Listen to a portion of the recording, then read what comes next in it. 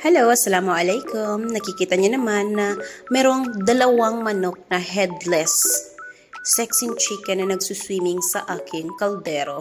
Ayan. So, nilagyan ko ng luya, sibuyas, laurel leaves, at saka buong bawang. Buo yan sila. Ewan ko kung bakit powder na paminta yung nilagay ko. Siguro wala kaming pamintang buo. Yun. So, huwag niyang tanungin.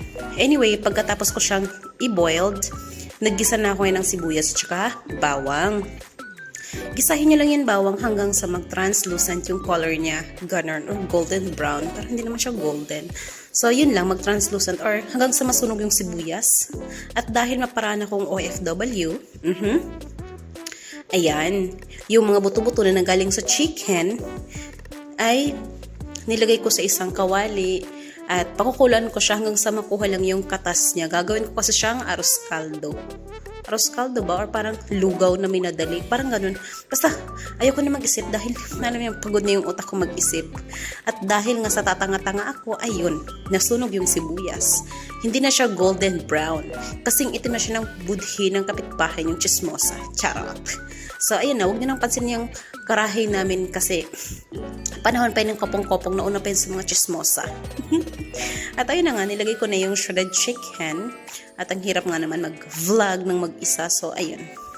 Kinalaykay ko na lang parang pagkalaykay ng manok. Ang hirap naman kasi ng buhay. Ayan. So, dahil nahirapan ako, ginamit ko naman ang magic sandok na may butas-butas. Parang patas, butas. Charot. So, ayun na nga. Feeling ko na nakuha ko na yung mga katas niya. Pakiramdam na lang yan. Feeling na lang yan. Ganun. So, tatanggalin mo na yan siya. Kasi nga po, hindi mo naman pwedeng kainin yung buto-buto. Hindi ka naman aso, hindi ka naman pusa. So, ayun na nga. Tanggalin mo na yan dyan sa kaldero. Yung sabaw lang naman niya yung kukunin natin dyan. Yung mga katas-katas, ganun. So, ayan. Tinanggal ko na nga siya.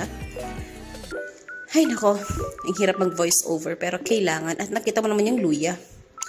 Ang lapad, ang laki. Kasing laki ko. So, ayun na nga, nilagyan ko na siya ng toyo. Para naman, syempre, yun naman talagang kailangan pag gumawa ng ng kagikit, nabubulol pa ang person. Ewan ko ba? Bulol. Anyway, ayan na nga siya. Hinalo-halo ko na. At, huwag ka. Quaker oats ang nilagay ko dyan. Hindi rice, hindi bigas. Hindi jasmine rice. Hindi sinandomeng. Kasi hindi namin kilala si Jasmine at saka si Sinandoming. So, Quaker oats yung nilagay ko. At nagpakulo ko ng isang itlog for garnished chuchu. And ayun na nga. Pag feeling mo na okay na yung